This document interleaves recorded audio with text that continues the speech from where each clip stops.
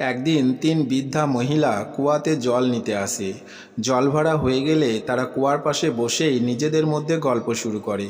প্রথম বৃদ্ধা বলে, আমার বৌমা খুবই সুন্দরী, আশেপাশে গ্রামে এমন সুন্দরী বৌমা দ্বিতীয়টি নেই। দ্বিতীয় বৃদ্ধা বলে, আমার বৌমা সুন্দরী তো বটেই, তার ওপর বড় কোম্পানিতে চাকরি করে, তার অনেক খ্যাতি। তৃতীয় বৃদ্ধা বলে, আমি আর কি বলবো, আমার বৌমা না সুন্দরী না কোনো বড় কোম্পানিতে চাকরি করে, সে একজন সাধারণ মেয়ে।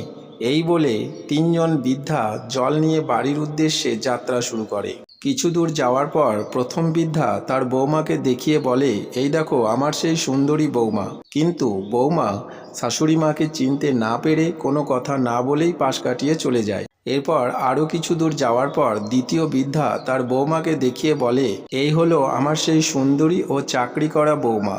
এই বৌমাও প্রথম বৌমার মতো শাশুড়ি মাকে চিনতে না পেরে কোনো কথা না বলেই পাশ কাটিয়ে চলে যায়। এরপর আর কিছুটা যাওয়ার পরেই তৃতীয় বৃদ্ধা তার বৌমাকে দেখিয়ে কিছু বলার আগেই বৌমা শাশুড়ি মাকে বলেন, মা কলসিটা আমাকে দেন, আপনি অনেকটা পথ নিয়ে এসেছেন, এবার বাকি পথটা আমি নিয়ে যাই।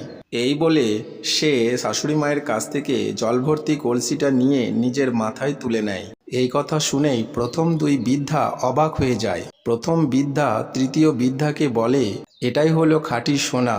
দ্বিতীয় বৃদ্ধা তৃতীয় বৃদ্ধাকে বলে, তুমি খুব ভাগ্যবতী, অনেক ভাগ্য করে এরকম একটি হীরের টুকরো বৌমা পেয়েছো।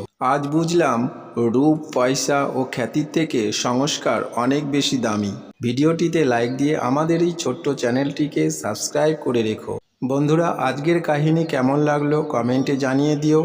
আর এই রকম আরও কাহিনী শুনতে